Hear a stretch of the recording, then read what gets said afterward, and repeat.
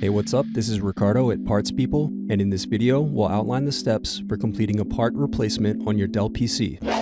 Visit our website and use this coupon for a 5% off discount.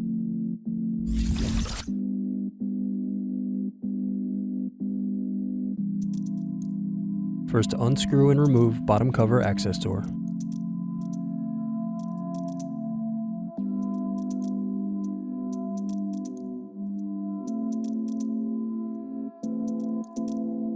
Then unscrew battery. Now remove and unplug battery.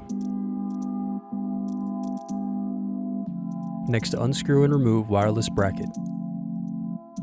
Now unplug antenna cables and remove wireless card. Then unscrew and remove LCD cable bracket. Now unplug LCD cable.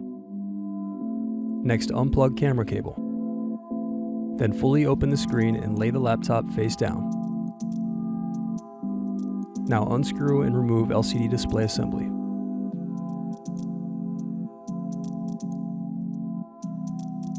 Thanks for watching.